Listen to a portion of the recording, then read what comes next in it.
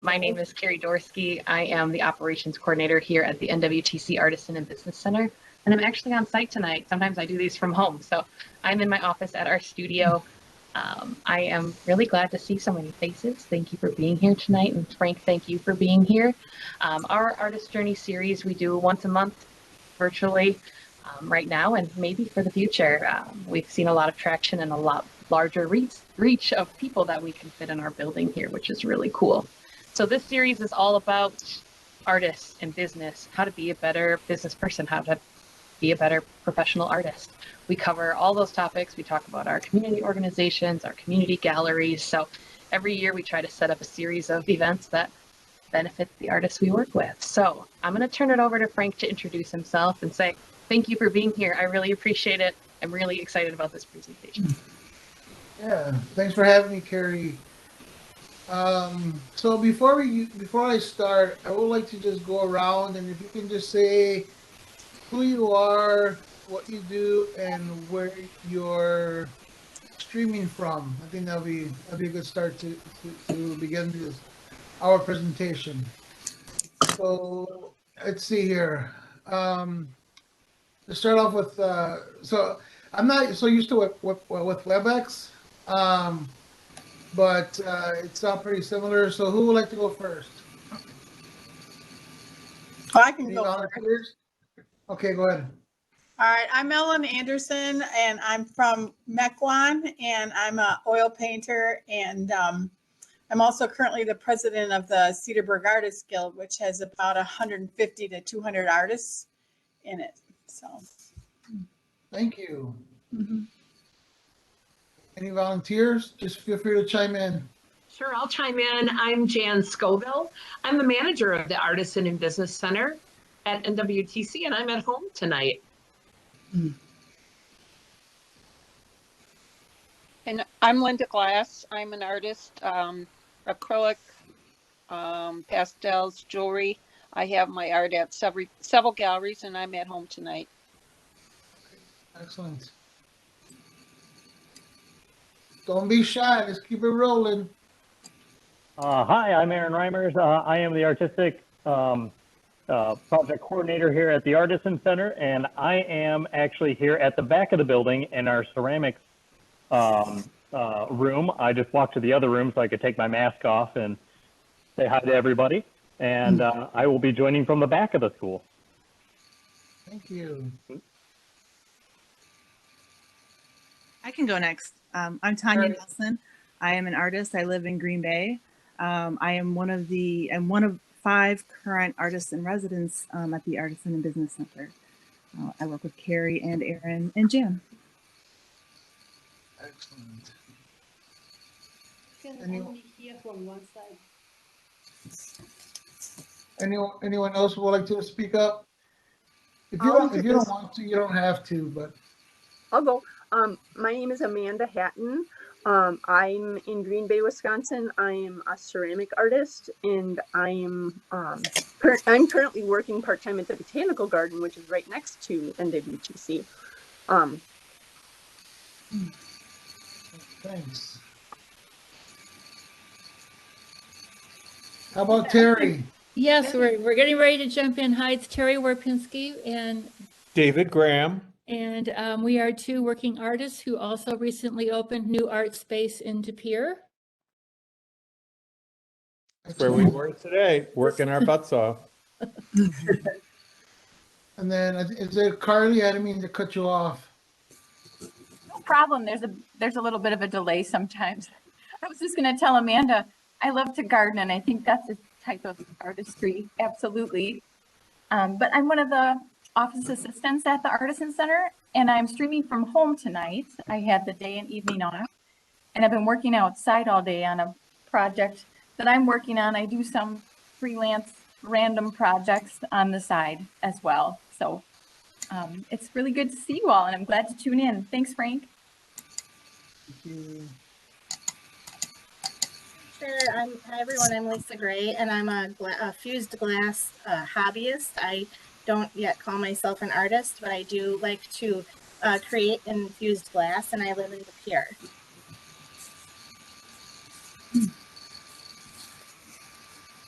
Any other takers?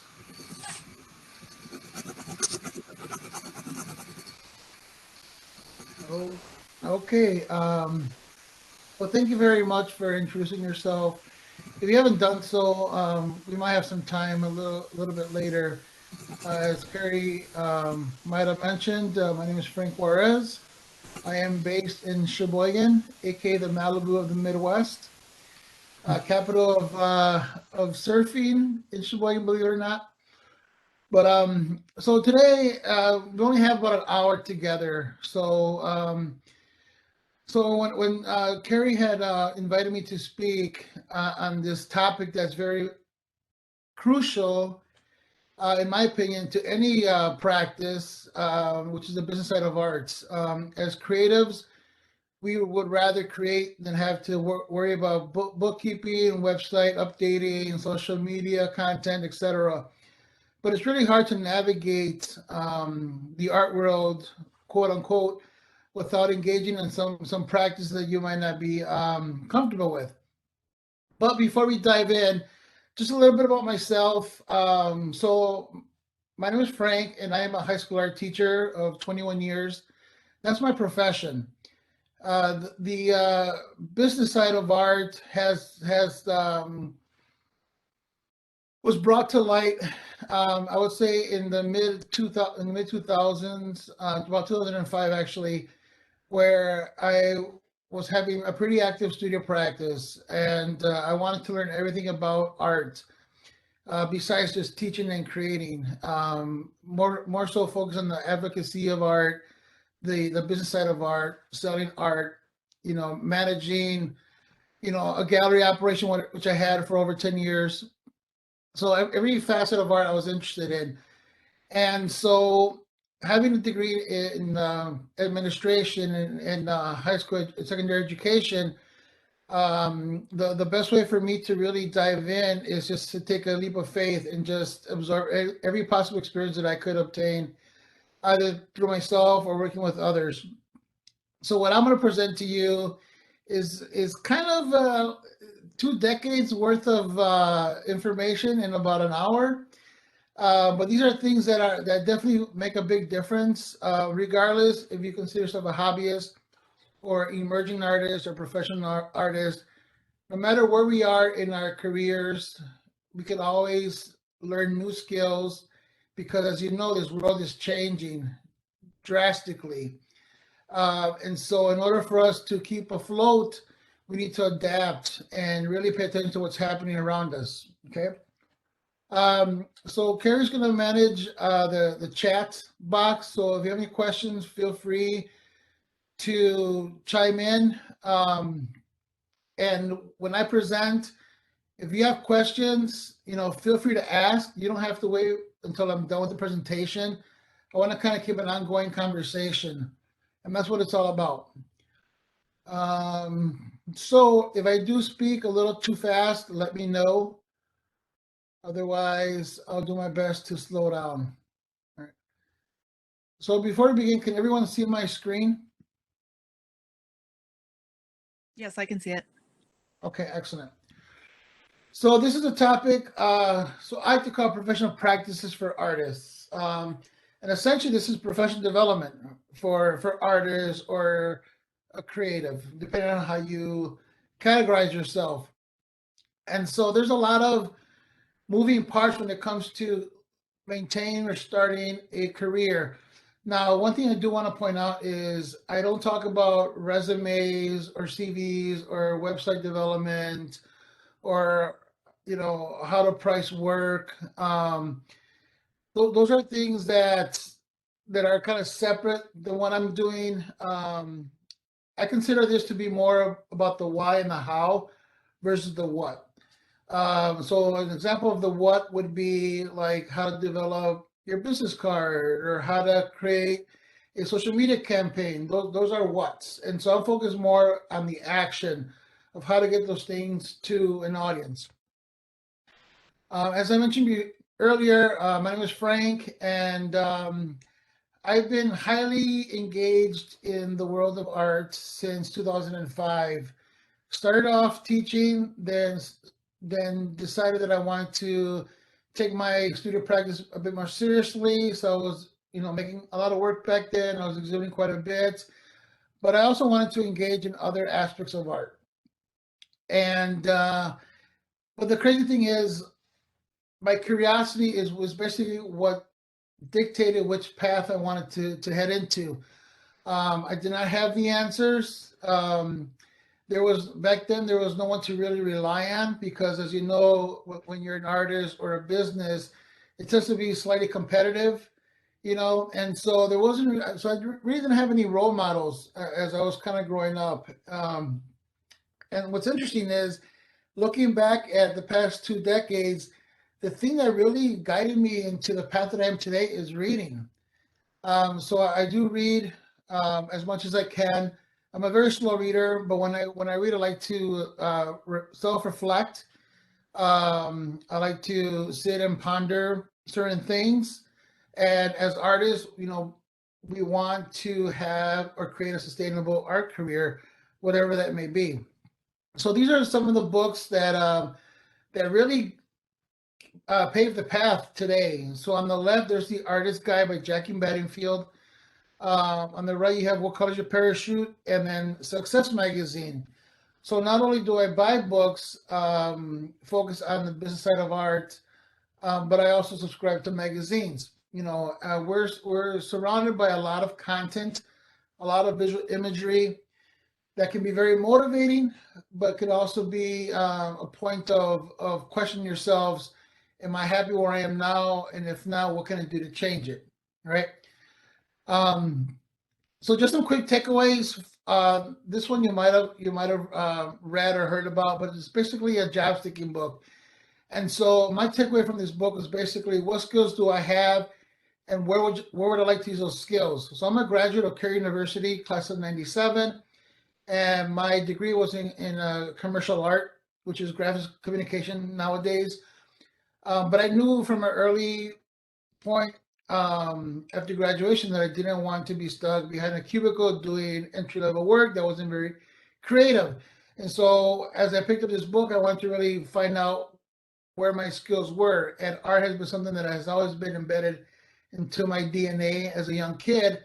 And my first response was to teach. So I re-enrolled back to Carroll and took my certification courses, and the rest is history. The Artist Guide, it's a really cool book. It's very practical advice. So whether you're a hobbyist, emerging, mid-career, or established artist, however you want to categorize yourself, there's some valuable insights that Jackie provides here. And for me, my takeaway was, what do you value most in life? So Carrie and I did kind of a test run on this. And one of the things that the author talks about is an obituary. So if you were to write your own obituary, what would it say? Which sounds kind of creepy, but if you think about it, it's really about your mission, your life goals, right? Your accomplishments. So that really paved another part of the path into where I am now, and it's basically to experience every facet of art. It can be very simple. And then Success Magazine, I had the honor to be spotlighted in this Success Magazine April of last year, I believe. And so that was a huge accomplishment for myself. And my takeaway was here is basically to put yourself out there. People aren't going to knock on your door. You really have to go out and get it.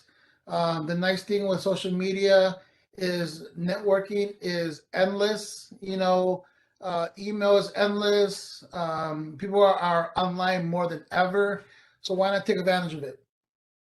So as far as what I do, like I said, I'm an educator, but I'm also an artist. I do engage in art, not as much as I used to, but I do believe, and I do feel that being creative is a huge part of who I am. So whether I'm putting together an art magazine or taking photography or painting or teaching, creativity is at the base of what I do. And then on the far right is me when I was younger. And so I was invited by Tony Razor who was a art conservator. I think he worked out of UW Madison. Kerry, you can correct me if I'm wrong, but he had invited me to talk about myself, right? And back then, I felt like my life wasn't interesting. You know, what can I offer this group of artists? But you'll be surprised on how much value you can present to someone, but just sharing a little bit about yourself, because no matter where we are as artists, we tend to face somewhat similar challenges. And if you're facing a challenge in your studio or how to promote yourself, and you talk to somebody that has been through it, then hopefully that opens a channel of communication where we can kind of share some valuable insights. I was a gallery director. I still curate exhibitions. I also write, self-publish, and I write art education, and then also I do coach artists, either individually or through groups. And this is just kind of a quote. To create a sustainable art practice, you must look at it from various perspectives, right? Any questions as of right now? Am I moving too fast or am I okay?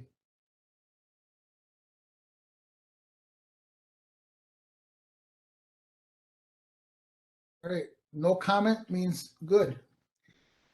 All right, so here are some, so I really thought about this presentation. And so if I ask myself, at a young age, what would I like to know about in terms of being an artist? These are some things that I would be interested in. So tonight I want to talk about vision. I want to talk about accountability, self-promotion, time management, and networking.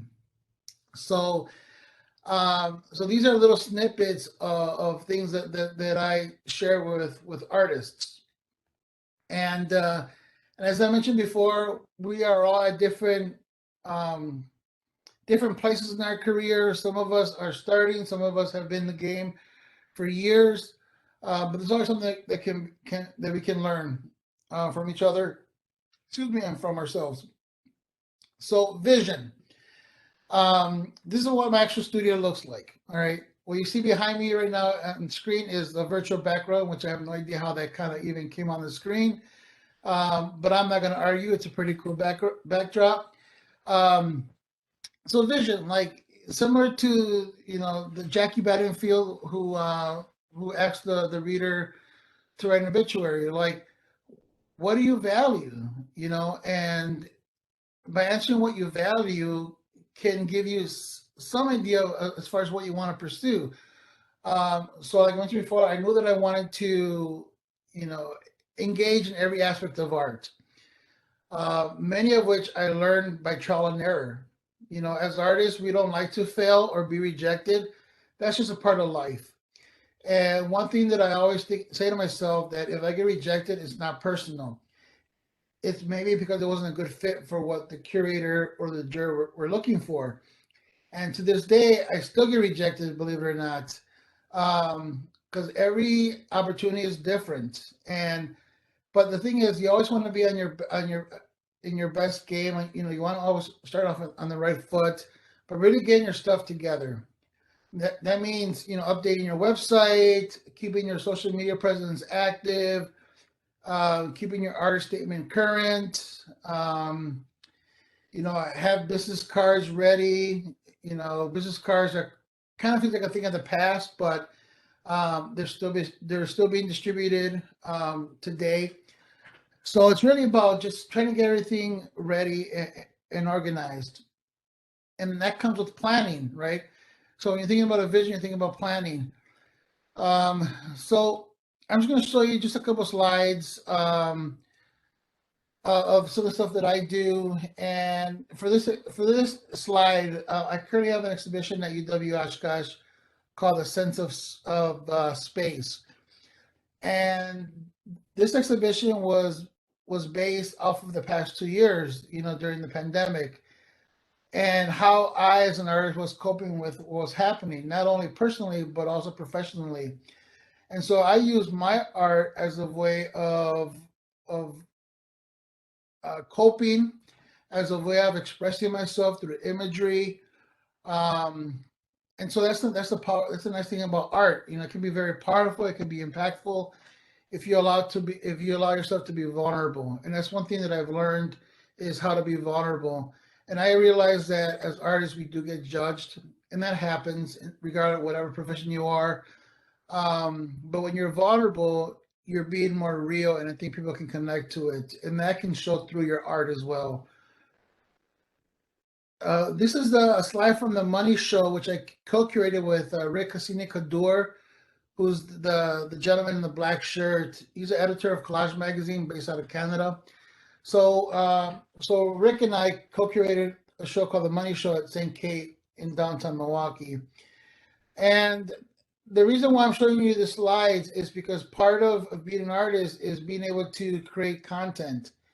Now, content, even though we might not be marketers, you know, we're surrounded by content all the time, whether it's stuff that we're reading or in our studios. And what you might not think of it being interesting may be interesting to somebody else. All right. So oftentimes as artists, you know, we do think about ourselves and how we present our work, but I think it's also important to think about your audiences. Like, what do you think they would like to learn about you and your practice or your art? So those are some things that I often think about. So that's a little bit of the vision. The SWOT analysis. This sounds very geeky, and it's something that we do in education quite a bit. But regardless of what profession we live in, this is real. So basically, what a SWOT analysis is an opportunity for you to do some self-analysis of what's working, what's not working, what obstacles are in your way, and what threats or challenges that you may have. So, but the SWOT analysis is a good thing for goal setting. So what you could do is just list your strengths, whatever they may be, or whether it's personal or professional. On a sheet of paper, just write strengths. This is what I'm good at. And then for your weaknesses, it's really about being honest with yourself and asking yourself, what can I improve on? Not what am I worse at? It's what can I improve on, or what needs improvement? So if you're an artist that isn't quite active on social media, then you might want to be a little more active. But what does active mean to you? What active means to you is different than what active means to me, right? But ultimately, you want to do something that you feel comfortable with. Always for opportunity. There are tons of opportunities, believe it or not. And a lot of those opportunities come from the web. A great way to find opportunities is to subscribe to e-newsletters. It can be subscribe or following galleries on Instagram, or following artists on Facebook, or even using LinkedIn. There's always opportunities. It's just a matter of being alert, and knowing that by surfing the internet or checking your email, there might be opportunities that might come down your way. And then obviously threats or challenges. We're always challenged by location, accessibility, media. So for example, there's a group in Sheboygan called the Sheboygan Visual Artists, which is a great local group. They have a lot of photographers. I would say maybe 40 photographers, if not more. And so if there was a photography show, most likely photographers will submit, right? But then when the audience comes and knows nothing about photography, and to them every photo looks the same, that's a threat. That's a challenge. How am I going to decipher myself from somebody else if both of our photos are black and white and both of them are landscape, but his is digital and mine's printed in a darkroom. So that's always a challenge when you're involved with an example like that with artists of the same genre. Here's just a quick chart. I stole this from the web, but you can create your own. And this is something that you don't have to share with anyone. This could be just for yourself. If you're someone that enjoys writing your sketchbook, or you have a visual journal, or whatever the case may be, just write things about your practice, things that you do well, things that need improvement, and you'll be surprised on how true this diagram can be if you let yourself be really honest with yourself. And if there are plenty of strengths that you have, and you notice you have quite a few needs for improvement, then you want to put more of your energy in the location that needs more for improvement.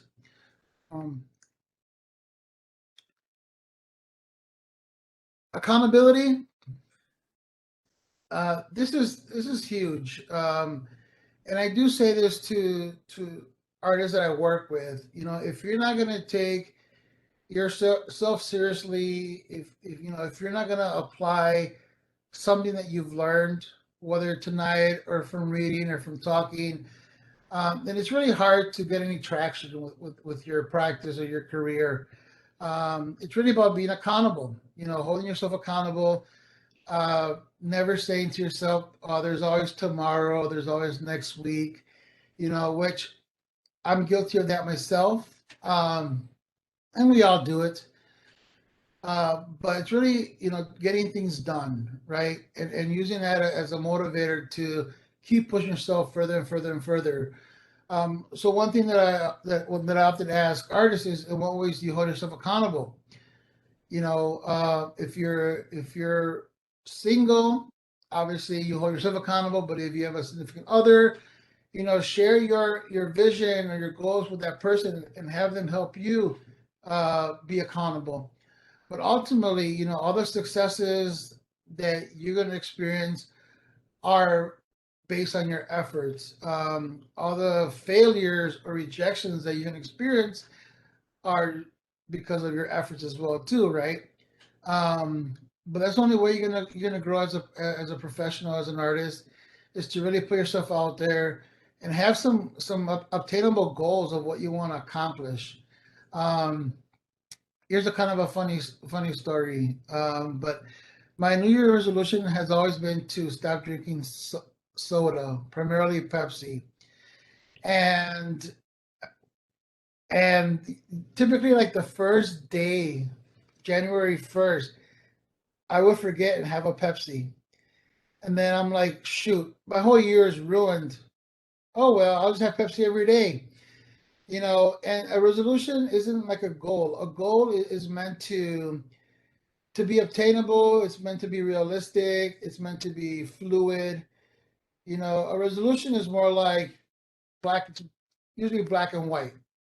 If you do not meet your resolution, then obviously you didn't do very, very well that year. So I no longer do resolutions. I like doing goals because I can create short-term goals and I can create long-term goals.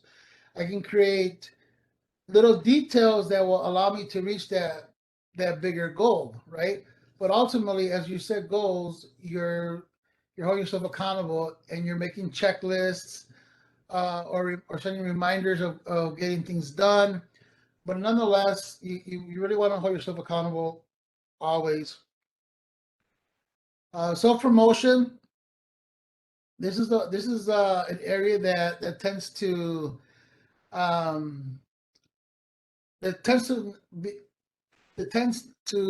not be enjoyable.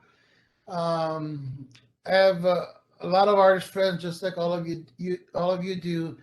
And one thing that when you take an artist and self-promotion, it doesn't really go well. It's like oil and water. And I bring that up because when an artist self-promotes, it feels like the artist is bragging, right? And there's a difference between bragging, right? If you're following someone and saying, sold, sold, sold, sold, sold, sold, sold, in my opinion, that's kind of bragging. But if you're sharing a little bit more about your studio practice, or you got into the Secura exhibition, which there's currently a call for submissions. February 20 is the deadline in Appleton. If you get into that show, it's okay to shout out and say, this piece got in. But it's really hard to make your practice successful if you're not self-promoting, because no one else knows your needs, your wants, your desires more than you do. And I don't know about you, but I don't have money to pay for a personal assistant. And sometimes we can't rely on volunteers because it's their own time. And so why not do it yourself? So here are just some examples of what can be considered self-promotional items. So whips are works in progress. I'm sure many of you, done a piece of art and it looks really cool. You take a picture of it, even though it might not be finished. You might keep it as in your library on your phone, or you might share it. Anything that relates to your practice is a great way to promote yourself. Whips are fun. They're engaging because they're seeing something that people don't normally see. When you show a piece of art, people see the work for what it is, but they don't understand the journey that's behind that piece of art. And works in progress is a great way to do that. Detail shots, similar. Video, anything involved with your studio practice. You can do an overall shot of your studio, just like I did with my office. You can zoom in on your easel, on your palette, on your stack of books, whatever the case may be. When we're vulnerable and we're open, we like to share things about ourselves, stuff that people wouldn't normally see on the internet if you're not putting it out there. And so it gives people a sense of who you are. Exhibition events, this could be things that you're involved in or things that you're going to attend. It's always nice to promote other people. So anything that relates to you as an artist is worthy of any self-promotion. Books that you've purchased or read. I can't tell you how many books I've bought over the past couple of years. Documentaries, movies. One of the most recent documentary that I saw was The Individualist with the Lazy Hustler, aka Ricky Powell. So that was really cool, and I did a post on that to maybe encourage others to take a look. And literature, magazines, stuff you've written or stuff that that you found in whatever periodical or publication. But bottom line, if you don't promote yourself, who will? And here are just some examples of some content. So on the left, there's a painting of Mark Rothko. And I believe I took this at the Chazen Museum of Art in Madison. And I took this picture and I added the little caption at the bottom. And I just shared it, right? One thing that I've learned for the past 2 years is to really take the time to pause and just be with my thoughts, right? Pre-COVID, we were going from point A to point B to point C without taking a break or taking a pause or whatever. We had to go to this appointment, to this meeting, whatever, meet deadlines. But they were exhausted. And I think now things have changed, and it's okay to give yourself permission to take a break. Business cards, like this might not be exciting, but these are my Artos business cards that were letterpressed by my graphic designer. So I was able to see her process as far as letterpressing these cards. So obviously I did a visit and I took photos of behind the scenes. And then at the bottom is just doing a virtual curator talk at the Peninsula School of Art in Fish Creek. Now the bottom photo, obviously I didn't take. So when I know that I'm not going to be able to take a photo of myself, I'll ask someone if they're willing to take a photo of me and share it, and I will give them credit on wherever I share it. So as you can see, contents all over the place. The camera, the laptop, those are all posed. And that's okay too. You know, it just gives people a sense of who you are and what you like to do. Time management, that's another area that's very important. You know, life gets in the way, other commitments get in the way, other responsibilities, obligations. And it's really about just, you know, figuring out how you operate. Some of us like to work on the fly. Some of us like to stick to a schedule. And so here are a couple of techniques that I use that really do help. One is called the Pomodoro Technique, which basically means working for X amount of time, taking a short break, and then refocusing back to what you were originally doing. I used to call myself a multitasker, but I am in no way, shape, or form a multitasker. And so in order for me to get things done, I'll focus on one thing, work on it for 25 minutes, then I'll take a 5-minute break, I'll check my phone, I'll answer an email, and then I'll go back to what I was doing. So it's really about structuring your time to get something done. And that can apply for the studio. You know, maybe you're in your studio and you got to change the wash. Well, you got 5 minutes to do that, right? And then you go back to your studio for 25 minutes. So it's just kind of a nice compromise between being committed to something and then giving yourself a little bit of break to relax or, you know, to play, whatever the case may be, and then refocus. The other one is chunking. This is pretty neat. So this is kind of funny actually. So a friend of mine commissioned me to do a pet portrait of his dog, and when I had mentioned this to Mary Lou, you know, she giggled because she's never seen me paint a realistic portrait of anything, because I'm an abstract painter. And so that was a challenge, right? And I succeeded. And in order for me to complete this pet portrait of Captain, I had to dedicate a certain amount of time for me to focus on that painting. And so here's just an example of chunky. It took me about 10 hours to complete the painting. It was 16 by 20 acrylic on canvas. And so I wanted to dedicate an hour.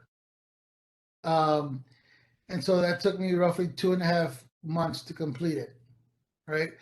That's a long time to work on a painting, but I was able to communicate that with the client, Jared, and say, it's going to take me this long to finish this painting. And he was totally cool with it. He wasn't in a rush. So it all worked out.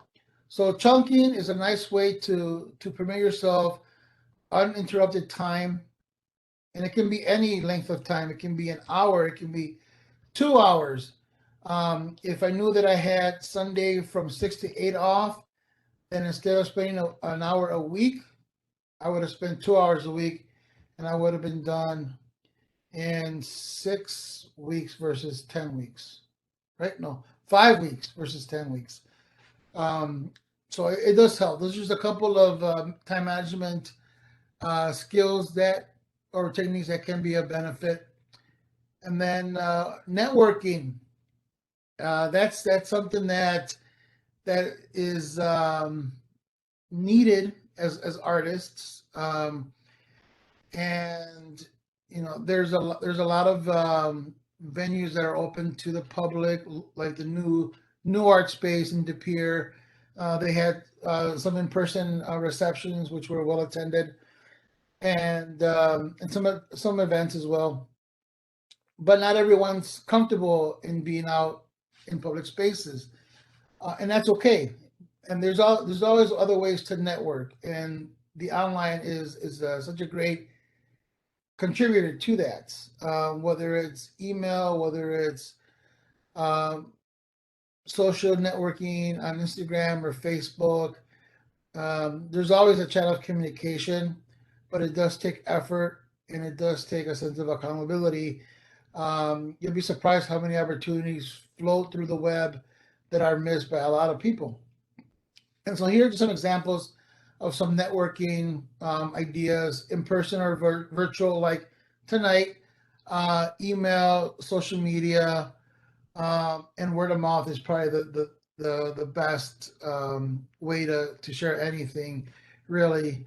It could be picking up the phone and just calling somebody, but these are just some ways to help you sharpen your techniques, your skills. Carrie did email you this PDF called 45 Ways to Become Successful. And this is just a combination of different things that I've experienced or that I've gone through. And I don't expect each one of you to do all of these things. These are just kind of like a la carte. If you think about your SWOT analysis, your strengths, weaknesses, opportunities, and threats, if there are some places that you need to improve on, and some of these ways to be successful can tap into it, that might give you a sense of direction.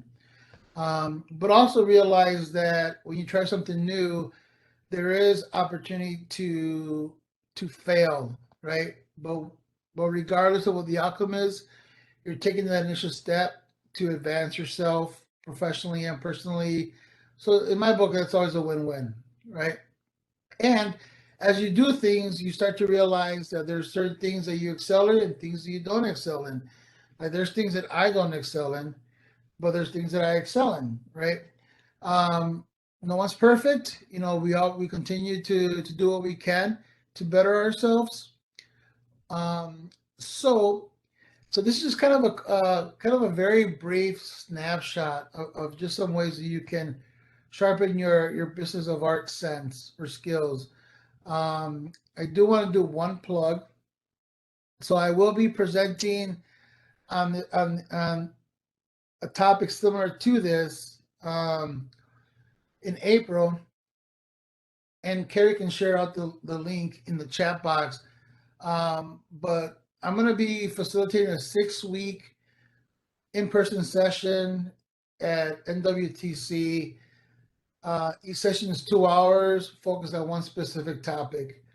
And so we're going to dive deep with things that are going to make a big impact in our careers.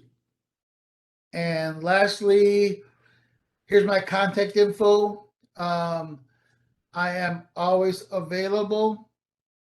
If you have questions at any time, you can email me or you can message me on social media. I'm pretty responsive. I respond within 24 hours, if not sooner than 24 hours, because I like to keep the conversation going. So I think that's it. So glad you mentioned the 24-hour thing, because since you and I talked last week, I started doing it. I was like, well, that's an easy thing I could just like pick up on, add to my practices. And it really does. It keeps the conversation going and it makes me feel more efficient. It makes my inbox cleaner, all of those things. So I love that little tidbit from the last time we talked. And then also, I mean, opportunities, they're short, they're very short term. You know, and they can exist at one time and then they can disappear the next. You know, so it's really about being on your toes when it comes to, you know, opportunities, I think. So we have about 15 minutes or so, and I would like to open to questions. But I do hope that what I share with you can at least get you to think a little bit more about the business of art. I know it was quite a bit of information, and there's really no best way to deliver it. You know, the business of art topic can be very overwhelming, especially if something that you're not accustomed to doing or thing you can do. But there's just so much out there that can really benefit you and what you're doing. So yeah. Frank, I have a question, if that's okay. Perfect. Yeah, of course. So you talk a lot about like networking, social media, and engaging in those ways. And for me, I feel like especially social media tends to be kind of a performance. So how do you make sure that you're staying in your authentic space when you're doing things like networking and social media? And just to give an example, as an artist, one of the symptoms I think of falling outside of your own authenticity is saying to yourself, oh, I should paint a picture like this because that's selling right now. So I think if I start thinking that way, I'm probably falling outside of my authentic space. So what do you do to make sure that you're staying in your own authentic space? So one thing that I've learned is to be yourself. You know, be comfortable in your own skin. It's not a popularity contest, which I think social media does. Like, you know, oftentimes people assume that just because I have 100 followers means that I'm not as valuable as someone that has 10,000 followers. There's a lot of things that people don't realize. For example, people can buy followers. I have a friend who in a year went from 7,000 to almost 91,000. And I know for sure that those are not authentic followers, those are bought. Um, and it's really about quality. You know, you want to surround yourself with people that, you know, may be interested in what you're doing or understand, you know, what you're trying to communicate, but really about being yourself. You know, I think you can tell when someone's putting up a front and someone that's really real. So yeah, I mean, and that's the thing too with like, you know, with what I used to run a gallery in Sheboygan in the third ward in Milwaukee, and oftentimes like we talk about, you know, what sells and what doesn't sell, right? Like there are certain things that become their bread and butter, things that will sell in the blink of an eye, but the artist might necessarily enjoy those, but knows that they can sell it, right? And then if the artist really wants to sell the stuff that isn't often sold, then how can we create some kind of campaign, or how can we reach out to people to let them know that this is what you're interested in doing, or want to, you know, exhibit or whatever the case may be. So it's really it's a lot of work, but you know, I think just being yourself, I think people can kind of read through the red tape, in my opinion. And I think that's one of the things that has made me successful is the fact that I'm always willing to help, you know, to be a resource. I don't have all the answers, and I don't claim that I have all the answers. But if I don't know an answer, I'll reach someone that may know the answer and go from there. Um, and kind of like what you value the most. You know, I think it really boils down to your own intentions. You know, um, so yeah, just you know, I think just be real. I think that's always a win-win. Frank, I see a question in the Q&A, and Marcia wrote, can you elaborate more on threats? So threats are like challenges. So a great example is there's quite a few call for entries all over the state. And when it comes to submitting work, you know, that's always going to be a challenge, right? Especially if it's an exhibition that you want to be part of. But really, you know, doing your research. And one of the things that I've learned is oftentimes these call for submissions, they do have jurors, you know, and so what I do is I'll go on the internet and find out who they are and see how much information I can find. And it's not like I'm trying to cater to what they like, but if a juror is willing to contemporary experimental work and I'm more of a still life painter that's traditional, that's not going to be a really good fit for me being selected, right? So you know, not being resourceful can be a threat or a challenge. Um, you know, I think sometimes joining Groups can be a threat or a challenge. Similar when I mentioned the Sheboygan Visual Artists, great local group. There's a lot of photographers. And so really asking yourself, why do I want to join this group? If I want to join this group to sell my photography, that might not be the best decision because I'm competing against 39 other photographers that at the end of the day, it all looks alike. And there aren't any opportunities for me to talk about my work. You know, that can be a threat or a challenge. So it's just trying to think of the bigger picture, if you will, of what could potentially be a challenge or a threat. I think just being an artist, you know, we're surrounded by challenges, audiences, you know. Believe it or not, some artists want a lot of followers or opportunities, whatever the case may be. There's constantly challenges, but it's really not so much how you react to it, but more how you respond to it. And the best way to respond is to really be honest with yourself and really think things through before you take the next step. I see another question in the chat for you from Terry. It says, Frank, I don't really get the value of Twitter and LinkedIn as vehicles for artists. Would you share your insight on them? Yes, I have a Twitter account. I don't use it. And the reason why I don't use it is because I just can't keep up with Twitter. As I mentioned before, we do have needs for improvement or weaknesses. I would say that's probably my weakness is that I cannot keep up with Twitter. And I know it's a valuable tool, but I just can't buy into it. LinkedIn, I am on LinkedIn, and it's a great way to share professional accomplishments, accolades.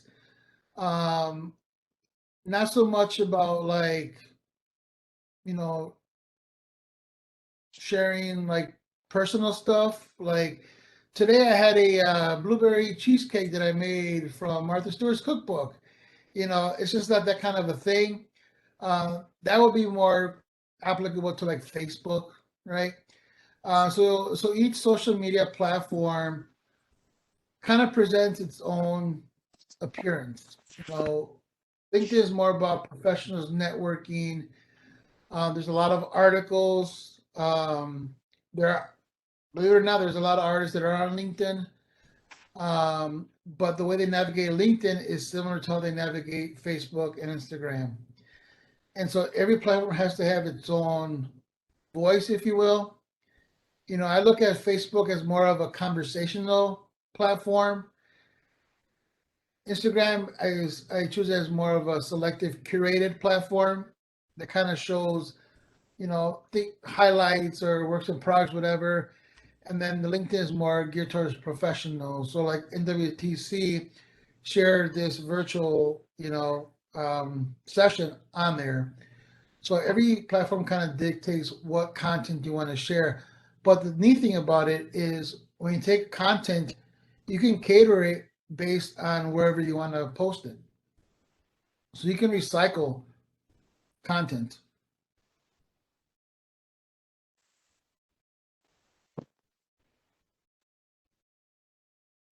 We've got about 5 more minutes. Are there any other questions for Frank or any other topics you'd like him to expand on? I have another question, if that's okay. And I guess it's more just, I'd like your opinion on your thoughts on how social media, if it does it contribute to like the homogenization of art? And I ask this question because since I've become active on Instagram with my art, and I've started following a lot of artists, there are days when I'm on there and I'm like, gosh, all of this art looks the same to me. Oh, wait, it looks just like my art. Oh, my art is boring now, you know? And I can talk myself right into that hole because I've seen so much art that day on Instagram. So do you feel like social media hurts creativity in any way? I don't think it necessarily hurts creativity. I mean, there's a lot of work that is similar to some degree. And I guess it's really about like how you curate what you're sharing. I think that makes a kind of that makes a big difference. You know, I don't know. It's kind of a difficult question to answer. Honestly, it's just I think it has a purpose. Social media has different purpose for everybody. You know,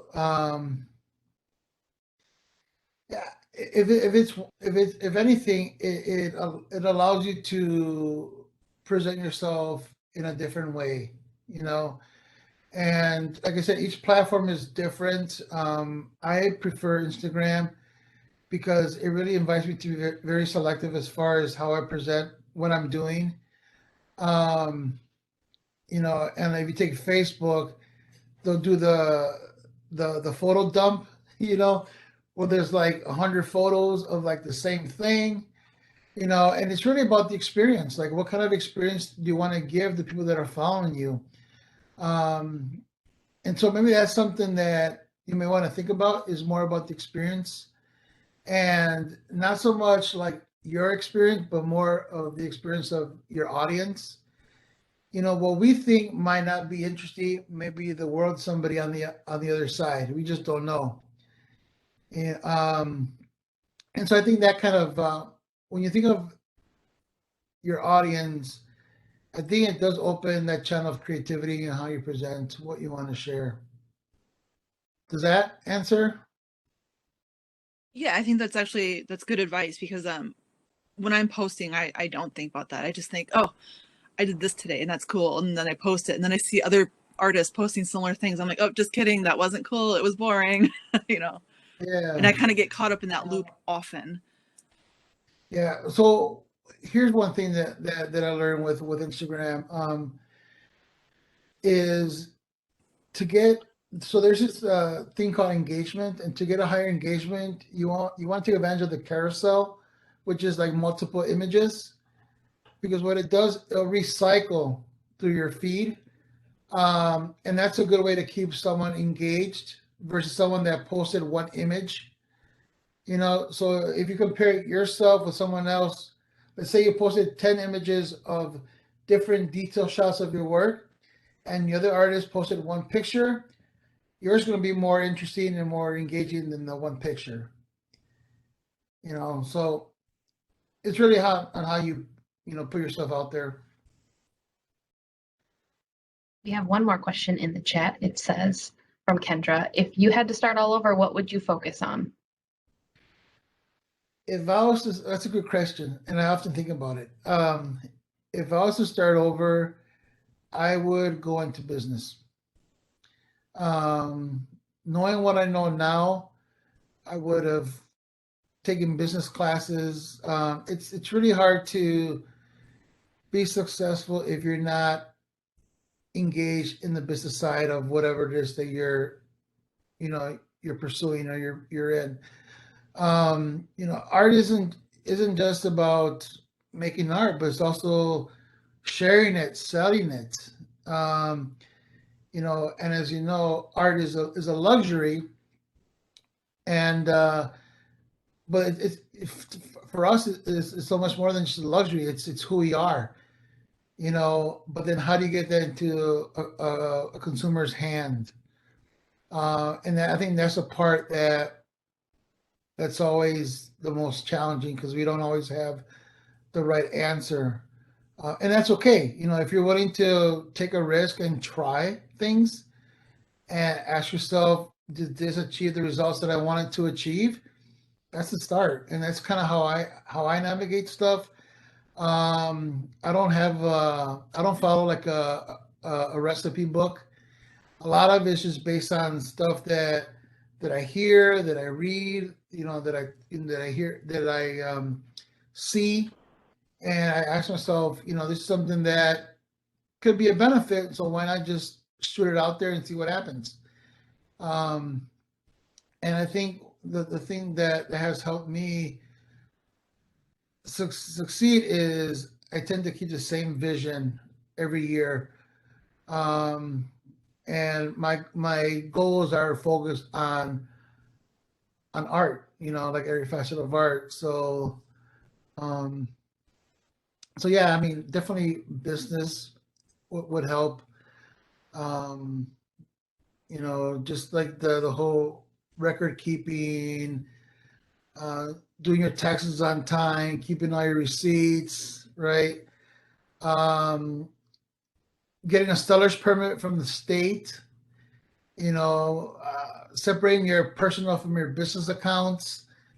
Um, you know, those are how to fill out a W-9 form, or, you know, if, so just tax forms is always a huge thing to learn about, but just those practical things I wish I knew earlier versus having to, oh shoot, I got to write a 1099. I sold $1,000 for this particular artist, but I don't even know how to do that. You know, now I do, but yeah, just a little the little things that you aren't taught in school, I think could make a big difference. But regardless, I'm happy where I am. I have no regrets. You know, but that's a great question. Thank you. I feel like it's a fitting question to end on unless anybody else has anything to ask Frank tonight.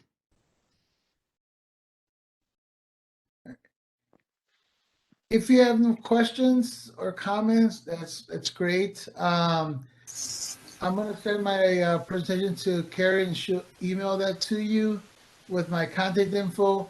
If you ever have any questions, feel free to email me. Don't be surprised if you get an email within 10 minutes, if not earlier than that. But yeah, I mean, if I can be of a resource, by all means, I tell people to use me, but don't abuse me. Anyways. Thank you so much. Thanks, Frank. Thank you. Thank you. You're welcome. Have a good night, everybody. We'll get the recording posted up this week. All right. Thank Thank you, Carrie. you. Thank you. Thank you.